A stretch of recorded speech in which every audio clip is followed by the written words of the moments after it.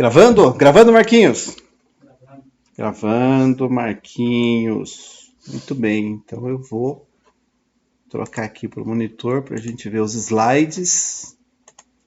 Aqui, então, a gente vai para esse momento aqui, Marquinhos. E vamos falar um pouquinho sobre... Na verdade, a gente vai dar continuidade, né, do que a gente viu na semana passada. Deixa eu só alternar aqui para ficar nessa telinha. Na semana passada, nós vimos que no século II, a igreja precisou mas dar uma resposta, né, direta para a hostilidade que eles vinham, né, enfrentando. Deixa eu só colocar isso aqui, senão a gravação não vai ficar bacana. A igreja tinha que enfrentar a hostilidade. Ela era uma hostilidade tanto intelectual, quanto religiosa e também social. A oposição religiosa, né, se combatia, né, se enfrentava com o aspecto do evangelismo. A oposição social tinha o próprio testemunho das pessoas para mostrar que, né, a religião, né, cristã daquela época era bem diferente do que eles imaginavam. Só para vocês terem uma ideia, eles imaginavam os cristãos, né? O povo imaginava os cristãos como um grupo que se reunia todo domingo, os de fora, né? Então, eles olhavam os cristãos e falavam assim: nossa, esse grupo, ele se reúne todo domingo de manhãzinha, matam uma criança chamada Jesus, comem a carne dele, ainda bebem o sangue dele, né? E eles são tão loucos que eles casam com os irmãos com as irmãs, porque como todo mundo chamava de irmão, né? Ô, irmão, tudo bem? Irmã, tudo bem? Então, do lado de fora, as pessoas achavam que os cristãos eram os canibais, sei lá, umas coisas assim. Principalmente porque, especificamente a ceia, naquela época, somente quem era batizado podia participar. Quem não era batizado não participava. Então o culto funcionava da seguinte forma: tinha um culto. Quando chegava a hora da ceia, quem não era batizado ia embora. E quem era batizado ficava. E a ceia era a ceia normal, a que a gente tem até hoje, né? O pão e o cálice. Mas as pessoas achavam que os cristãos ficavam comendo uma criança chamada Jesus todos os domingos, assavam a criança e bebiam o seu sangue. Tem registros disso, então, né, de gente que acreditava nessas lendas. E a oposição, isso para a oposição social. Mas a oposição intelectual acreditava que a religião cristã, né, era uma religião confusa do ponto de vista de abordagem, porque eles se diziam monoteístas, mas acreditavam em uma pessoa chamada Jesus e adoravam essa pessoa como se fosse Deus, né? E como eram os filósofos que levantavam essa oposição, a igreja, no século II, buscou na própria filosofia deles uma forma de explicar para esses intelectuais que o cristianismo, o pensamento cristão, era muito similar ao que os filósofos vinham no platonismo, no estoicismo, né, e outras linhas filosóficas que tinham alguma conexão. Mas, né, para poder fazer isso, eles precisavam pegar o que a filosofia tinha, né, de ideias, de princípios, e conectar essas ideias com aquilo que é a verdade do Evangelho. E essa conexão, essa ponte, né, aproximou muito do que a filosofia já ensinava naquela época, né, trouxe esses ensinamentos para explicar para os intelectuais como que o cristianismo, o pensamento cristão funcionava. Então isso a gente viu na aula passada. Na aula de hoje a gente vai entrar um pouco mais no detalhe de um problema que surgiu que, ok, vocês estão dizendo que vocês são monoteístas, que vocês acreditam em um só Deus. O platonismo, por exemplo, acreditava na existência de um ser supremo. Mas como que vocês explicam o fato de adorar Jesus? Porque se vocês adoram Jesus, então vocês não estão adorando um Deus, só estão adorando dois. Tá? Como que vocês explicam isso? Paramos aí, né, Marquinhos? Então vamos dar sequência para a gente avançar. Óbvio que antes da gente entrar no cerne da questão, vamos avançar aqui o próximo slide. Deixa eu ver se está tudo conectado. Não? Está. Não está? Se não está, eu avanço por aqui. Vamos ver. Aê, Marquinhos, né? O que acontece? Os filósofos, eles, como imaginavam a existência de um Deus supremo, de um ser supremo, né? Eles já tinham a ideia de que esse ser supremo tinha que ser todo-poderoso. E a igreja falou, já que é todo-poderoso, vamos chamá-lo de onipotente. Mas esse Deus, esse ser todo supremo, ele também tem que estar em todo lugar. Então a igreja falou, já que a filosofia diz que o ser supremo tem que estar em todo lugar, vamos dizer aqui dentro da igreja que ele é onipresente. Isso a gente viu na semana passada, tá? E se esse ser supremo, né, tem que conhecer todas as coisas, vamos dizer que ele é onisciente, ele sabe todas as coisas. Mas uma questão que existia também do lado da filosofia é que esse Deus, ele tinha que ser imutável, ele não poderia mudar, porque se ele mudasse, ele não era tão excelente assim, né? E ele tinha que ser impassível. Marquinhos, impassível quer dizer que não pode sentir nada. Não pode amar, não pode odiar, não pode ficar triste, não pode ficar alegre, não pode se comover, não pode ter compaixão. Porque essas características, elas não combinam com o ser supremo. Filosofia diz isso. Tá? Acontece que essas ideias, elas, por mais que elas até, né, onipotência, onipresença, onisciência explicam a questão de Deus, mas elas são filosóficas, elas não são bíblicas. Tá? O que a gente pode dizer a respeito de Deus, com toda certeza, e isso está na Bíblia, que Deus é perfeito. Certo, Paulo? Deus é perfeito. Tá? Então não tem falhas em Deus, não tem limites, tá? Mas além de ser perfeito, Deus é eterno. Tá? Quer dizer que não tem nada antes dele, ele não vai acabar para que tenha alguma coisa depois dele. Ele vai ser eterno, sempre vai existir. E a Bíblia fala que Deus, ele é eterno. Né?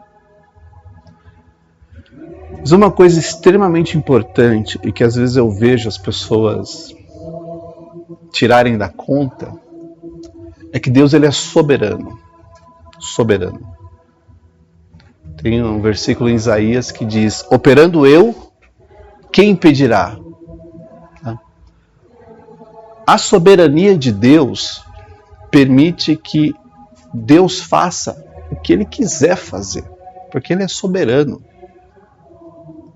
E não somos nós, seres humanos, que vamos dizer, não, Deus não pode amar, porque amar não é uma característica de Deus. É soberano. Né? Ele falou, né, o apóstolo Paulo menciona isso, terei misericórdia de quem eu quiser, e não terei misericórdia de quem eu não quiser. Se eu não quiser terminar, não vou ter, e pronto, porque ele é soberano. Então, se Deus quer esquecer alguma coisa, né, se ele quer esquecer os nossos pecados, ou como um ser onisciente que sabe todas as coisas, esquece. Porque, né, a Bíblia diz que ele esquece. Se ele quiser esquecer, ele esquece. Se ele quiser lembrar, ele lembra. Né? Se ele quiser estar em casa, ele está. Se ele quiser estar no trabalho, ele vai estar. Né? Então, mais importante do que a gente tentar condicionar Deus, né, a criatura tentando definir o Criador, né, nós aqui, seres tão limitados, querendo entender um ser que está acima da nossa compreensão, colocando um monte de termos e tentando explicar que não, porque Deus é assim, Deus não é assado, Deus não pode mudar. Deus é soberano. Se Deus quiser fazer o que Ele quiser, Ele faz. E quem somos nós para dizer que Ele não pode? Vocês estão me entendendo? Então, é uma coisa boa, uma coisa que fez sentido para aquela época. Mas a gente tem que tomar muito cuidado para que os conceitos a respeito do ser divino, eles não tragam para nós uma ideia um pouco distorcida a respeito de Deus. Né? Porque Deus, Ele é Deus. Ele é perfeito, eterno, soberano, e nós somos criaturas que não entendemos direito como é Deus. Porque Ele está tão acima da gente que nós, na nossa limitação, a gente entende menos do que imagina. E é com essa ideia que a gente segue a aula de hoje, sabendo que, olha, nós não entendemos completamente Deus. Porque se nós entendêssemos Deus, a gente seria igual a Ele. Nós não somos igual a Ele. Não é verdade? Né? A gente não entende nem nós mesmos, não é verdade? Né? A gente tem dificuldade de entender o outro, que é tão ser humano quanto nós. Imagina a gente entender um ser divino. Mas vamos em frente, vamos avançar. Né?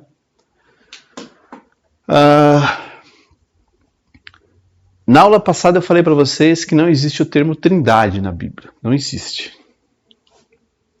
O Pai, o Filho e o Espírito Santo estão lá. Você tem o Pai, tem o Filho, tem o Espírito Santo.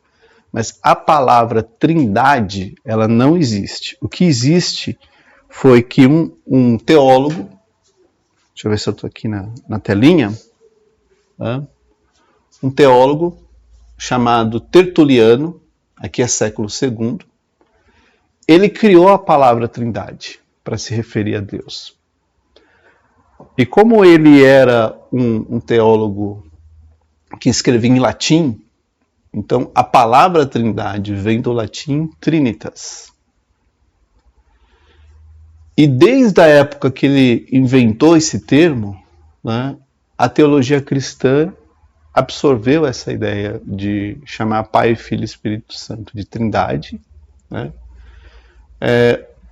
Tentaram-se outras formas de se referir ao Pai, Filho e Espírito Santo, mas trindade foi o termo que pegou. Tá? Então, trindade foi uma forma que os teólogos daquela época, século II, estou falando de 180 depois de Cristo, mais ou menos, né? Então imagina o tempo que só. Para dizer, olha, o Pai, o Filho e o Espírito Santo, eles formam uma trindade. Né? Então, posso falar trindade, se eu falar de trindade, eu estou dizendo Pai, Filho e Espírito Santo. Né?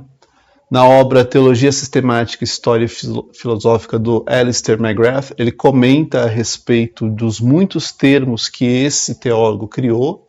Trindade foi um deles, mas além de trindade, ele também criou um outro termo, deixa eu ver se está aqui posicionado, vê se vai. Ele criou um outro termo, que é o termo a pessoa. Então, Deus tem 3 pessoas, foi a ideia desse cara. Não foi, né? Não tem na Bíblia Deus falando, eu sou pessoa. Né? Tertuliano também foi quem introduziu esse termo trindade aqui no nosso vocabulário. Né? E como ele escrevia em latim, deixa eu ver se eu estou ali. Então, pessoa vem do latim persona,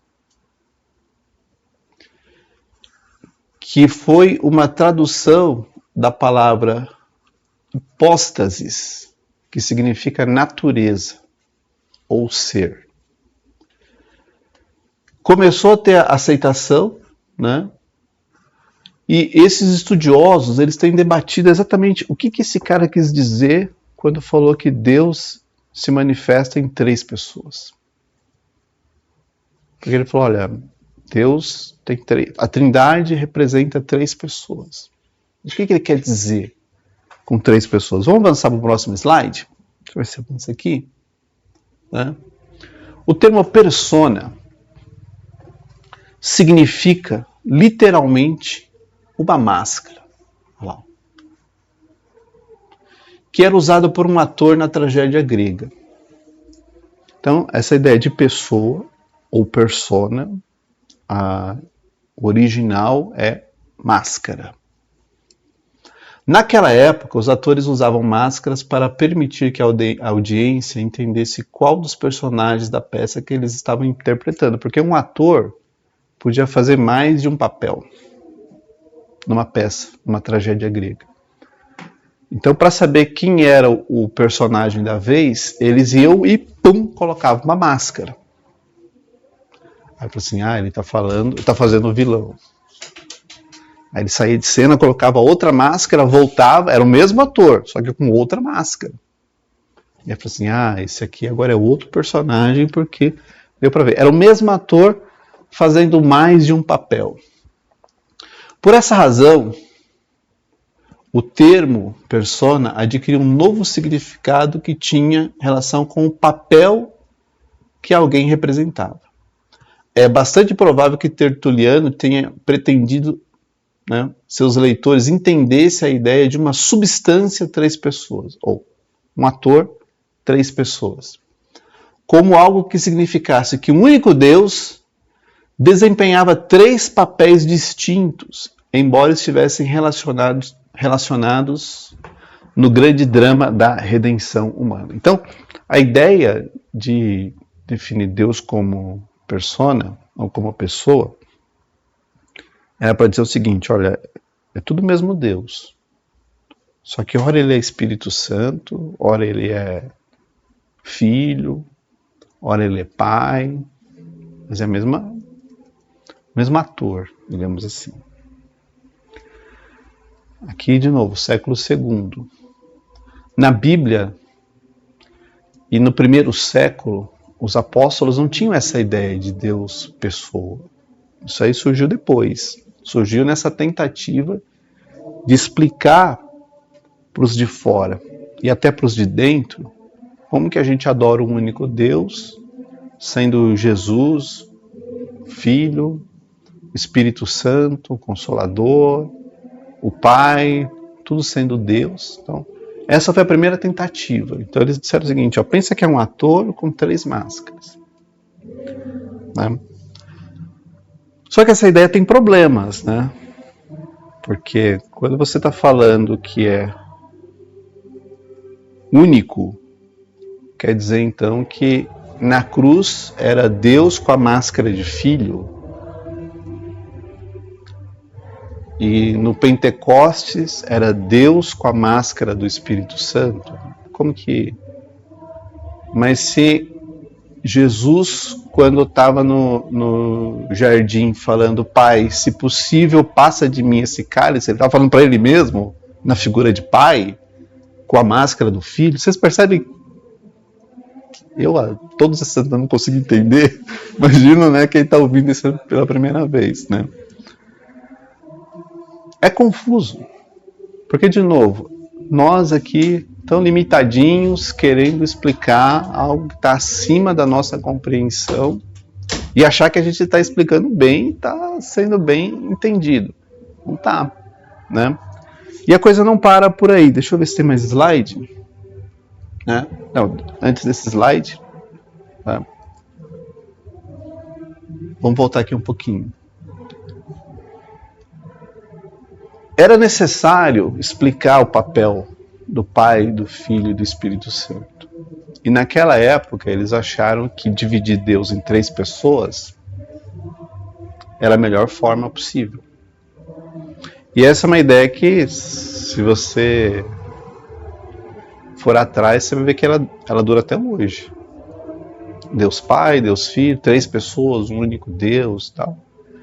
Não explica muito. Não explica muito, porque gera muita confusão. Tá? Muita confusão. E para piorar, e agora eu vou para outro slide, a gente ainda tem essa questão aqui. Ó. Porque para um filósofo como este aqui, Celso, que era um grande opositor do cristianismo, os cristãos estão falando que eles adoram um único Deus, mas eles também adoram um homem, né, que apareceu não faz muito tempo e colocam esse homem na mesma posição de Jesus. E a pergunta que fica, Marquinhos, como que a gente resolve essa questão? Tá? Então segura o problema da pessoa aí, porque para a gente resolver esse problema da pessoa, a gente tem uma questão aqui. Ó. Se nas tradições filosóficas Deus é imutável e impassível, como que ele conversa com a sua criação? Se ele é um ser que está aqui, a criação está ali, acontecendo, e ele está desconectado dela. Os teólogos do segundo e do terceiro século tinham esse desafio. Eu preciso dizer que Jesus é Deus, mas eu não posso ter dois deuses. Porque se eu disser que eu tenho dois, nós somos politeístas e idólatras como todo o restante. Então eu preciso chegar numa solução que diga, olha, eu tenho um único Deus. Não posso ter dois. Mas eu adoro Jesus. E adoro o Pai. Marquinhos, tem que chegar numa solução, hein, Marquinhos? E aí eu acho que eles deram bastante sorte, porque na filosofia, né, existe um conceito do logos, o logos divino, que é aquilo que imagina, Deus está aqui, a criação está aqui e o logos está aqui no meio. Então não é o Deus que fala com a criação, é o logos que fala com a criação. Na filosofia tem isso. E aí os filósofos, os cristãos teólogos deram uma sorte danada, porque se a gente avançar aqui, né, deixa eu ver se vai. Não foi.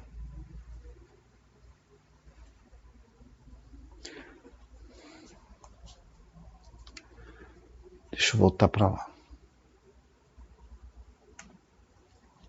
Vamos ver se vai.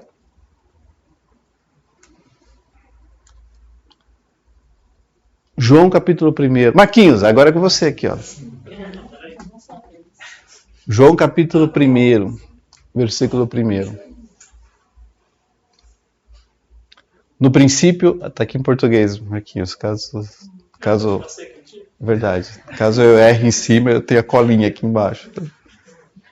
No princípio era o verbo estava com Deus e o verbo era Deus. E no grego, o verbo é o logos.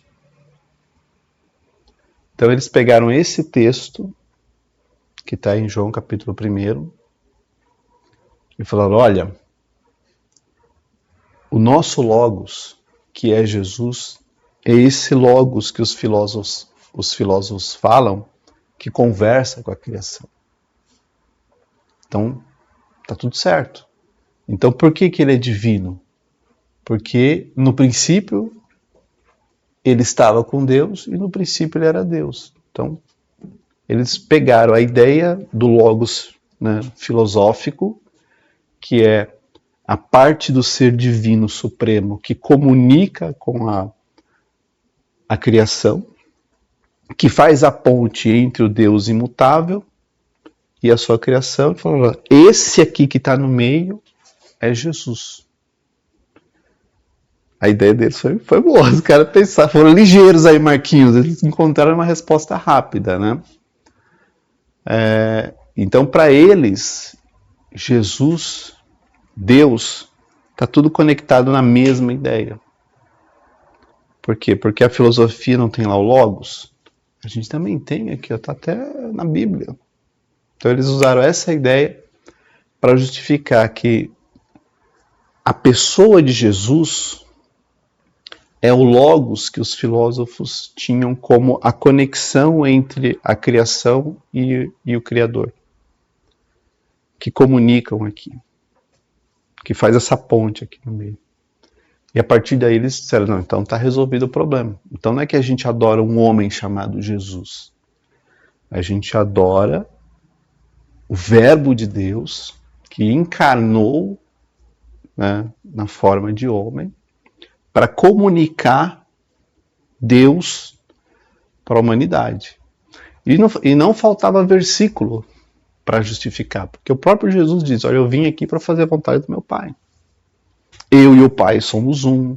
Né? Eu oro e rogo ao meu Pai para que faça tal coisa. Então, estava tudo certo. Eles tinham encontrado uma forma de mostrar que Jesus era Deus através de uma ideia que já existia na filosofia, que era a ideia do Logos. Então, não é que eles estavam adorando um homem na posição de Deus. Eles estavam adorando Deus que encarnou na forma humana. E esse versículo aqui, né, explica bem, né, que no princípio era o Verbo estava com Deus e o Verbo era Deus. E se a gente continuar esse capítulo, a gente vai ver que o Verbo encarnou em Jesus e aí tá a resposta que eles precisavam. A solução não era dizer que Jesus era um ser humano que foi levado à condição divina, mas que Jesus é Deus que encarnou na humanidade. O Pai continuou sendo Pai, mas o Verbo, que é o Filho, né, ele e comunica, né, o Pai para a criação, né, ele é quem encarnou na forma humana. O Pai continua sendo Pai, o Filho continua sendo Filho, mas o Filho leva para a humanidade aquilo que o Pai tinha preparado para eles. Vocês estão me entendendo? Está fazendo um pouquinho mais de sentido? Se não tiver, digam que não está, que aí, né, senão fica... Tá fazendo sentido, Marquinhos? Pelo menos um pouquinho? Então, a solução encontrada é: nós temos Deus, mas eles têm papéis diferentes. Eles têm papéis diferentes. A gente tem o Pai, a gente tem o Filho, né? Se você imaginar, por exemplo, quem é o cabeça da igreja? É o Pai ou é o Filho? O Filho. Não é Jesus que é o cabeça da igreja? Cristo é o cabeça da igreja? Né? E quem é o Consolador? É o Pai, o Filho, o Espírito Santo.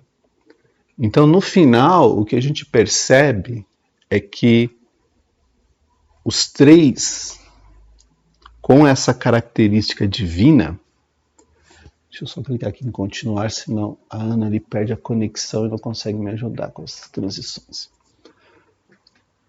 O Pai, o Filho e o Espírito Santo, eles têm papéis diferentes ao longo da nossa jornada como humanidade.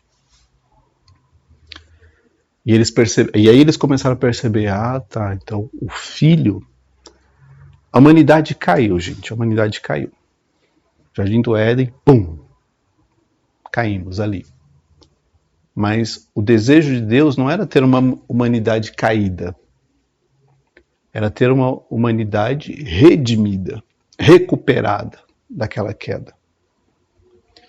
E o Pai, o Filho e o Espírito Santo, eles se organizaram para recuperar ou redimir essa humanidade caída. Cada um exercendo, né, um papel dentro desse plano. Então, o Pai prepara a nação de Israel, separa essa nação de Israel, separa uma tribo, Judá, separa uma família, a de Jessé, separa uma raiz, a de Davi. Dessa raiz ele vai tirar uma pessoa, né, que vai, né, levar o evangelho, e essa pessoa é Cristo encarnado, que vem de toda essa linhagem. O Filho vem e comunica tudo aquilo que é o desejo do Pai. E ele fala, eu não vim para fazer a minha vontade. Eu vim para fazer a vontade do Pai. Né? E agora o Pai vê o Filho aqui na Terra trazendo a mensagem que eles tinham combinado na eternidade de trazer. Assim, ó, você vai falar para essa humanidade que eu amo essas pessoas de tal maneira que eu dei para eles você, para que eles, né, não pereçam, mas tenham a vida eterna, voltem para aquela condição. Então Jesus veio comunicar essa mensagem que eles tinham combinado lá na eternidade. Só que Jesus não ficaria aqui a vida toda, porque o plano dele era morrer e voltar, ressuscitar e voltar para o Pai. E ele falou, eu preciso que isso aconteça para que o Pai envie o Consolador em meu nome, para que este Consolador lembre vocês de todas as palavras que eu tenho ensinado para vocês. E aí o Filho volta, o Espírito Santo desce, e ele não desce para ficar personificado, né, numa pessoa. Ele desce para habitar dentro de cada um de nós.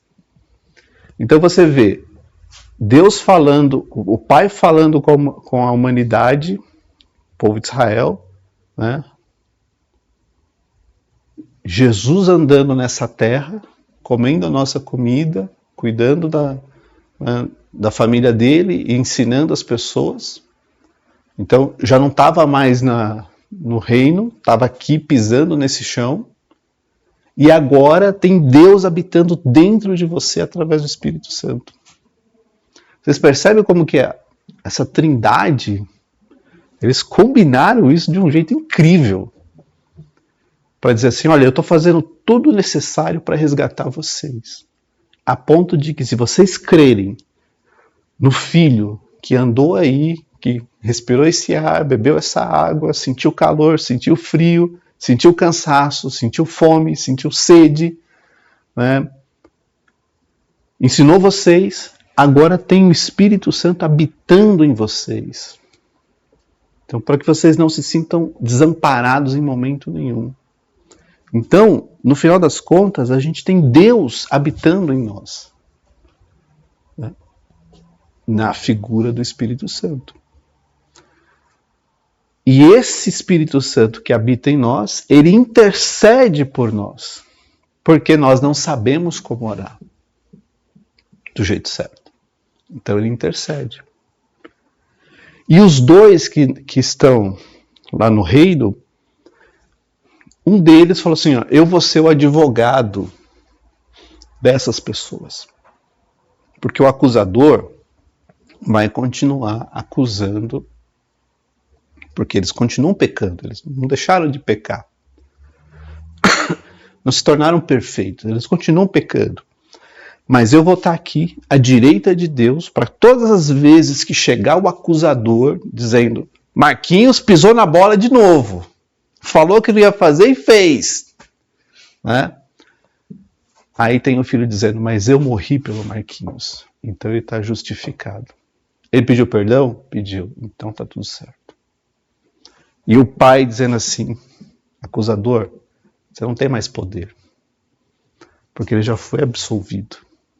Já não tem mais condenação para aqueles que estão em Cristo Jesus. Não tem mais condenação. Né? Então, a dinâmica da Trindade não é ser três pessoas e a gente tentar entender por que o Pai é o Pai. Não. A dinâmica da Trindade é saber que eles combinaram uma coisa incrível para a gente poder hoje